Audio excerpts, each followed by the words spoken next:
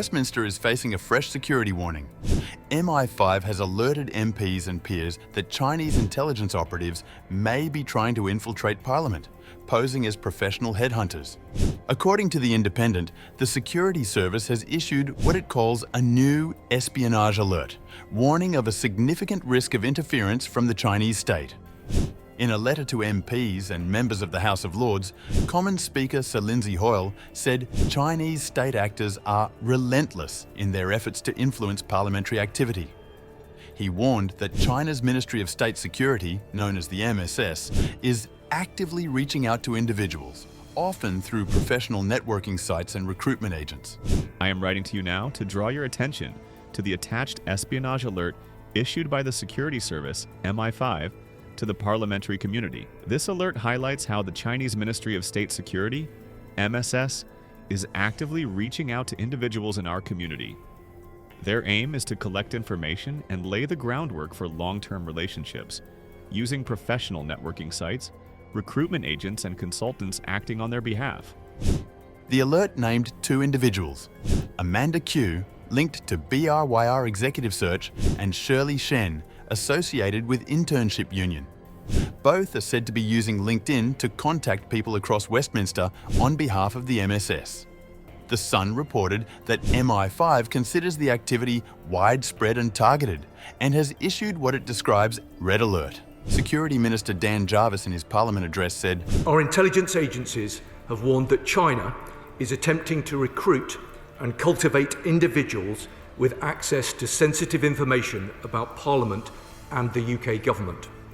MI5 have stated that this activity is being carried out by a group of Chinese intelligence officers, often masked through the use of cover companies or external headhunters." Let me speak plainly.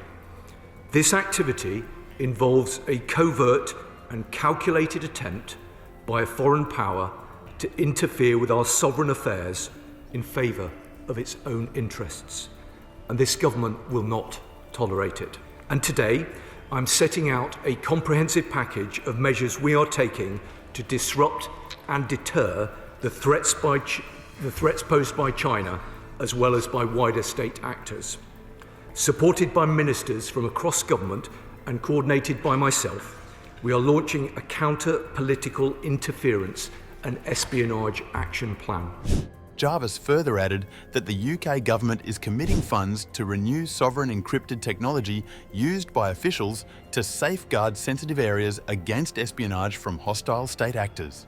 I can announce that the government has committed to investing $170 million to renew the sovereign encrypted technology our officials use to do their vital work.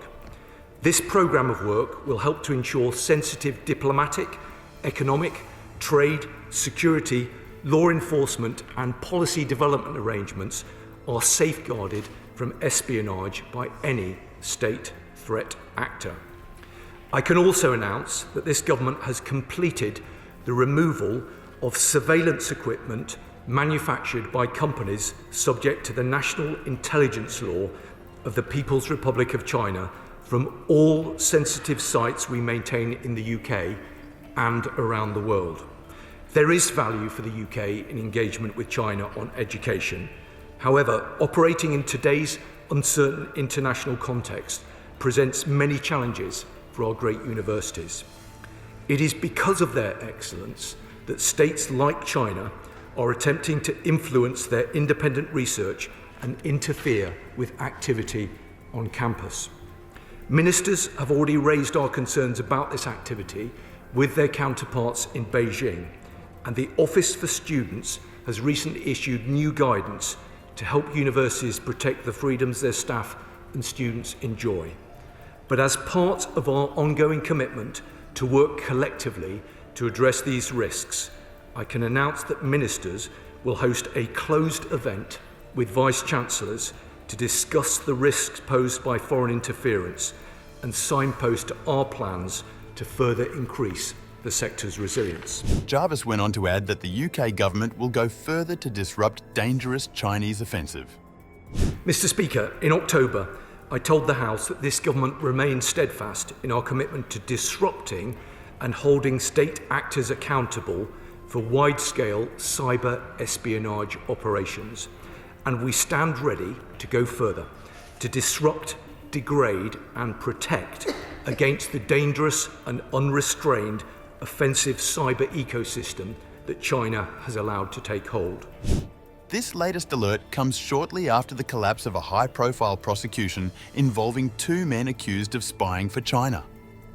Christopher Cash and Christopher Berry were charged under the Official Secrets Act.